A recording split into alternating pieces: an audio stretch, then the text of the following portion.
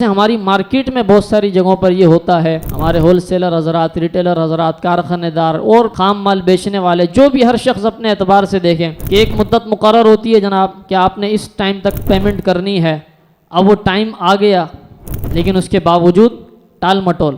پیسے موجود ہیں دینے کے لیے، 20 تاریخ دی تھی لیکن 20 تاریخ آ چکی ہے، اب ٹال مٹول شروع ہو گئی، یہ بھی ظلم ہے۔ ہاں، مارکیٹ کے اندر جو ایک عرف رائج ہے، جس طریقہ کار سے بعض اوقات کسی بندے سے کام ہو رہا ہوتا ہے، ایک پیمنٹ شیڈول ہوتا ہے کہ جناب آپ نے مال بھیجنا ہے، ہم نے جو ہے وہ پیمنٹ اس حساب سے، ایک مارکیٹ کا طریقہ کار ہے، اس طریقہ کار سے آپ چل رہے ہیں تو ایک الگ بات، لیکن اس طریقہ کار سے ہٹ کر اگر آپ سامنے والے کی پیمنٹ روکتے ہیں اور باوجود قدرت اس کو ادا نہیں کرتے تو یہ ظلم شمار کیا جائے گا اور آپ کی پکڑ ہوگی، آخرت میں آپ کے جو نیکیاں ہیں وہ سامنے والے شخص کو دی جائیں گی۔ یہی مفلس ترین ہوگا نا، سارے نیکیاں لے کر آئے گا لیکن قیامت کے دن اس کی نیکیاں اٹھا کر سامنے والے مظلوم کو دی جائیں گی۔ مارکیٹ میں ایک طریقہ کار یہ ہوتا ہے کہ جناب جب تک آپ کام کر رہے ہیں تو آپ پیسوں کی امید رکھیں، لیکن جب آپ نے کام چھوڑ دیا، آپ نے کہا بھائی اب جو ہے نا میں کام نہیں کروں گا آپ سے، تو اب وہ پیسے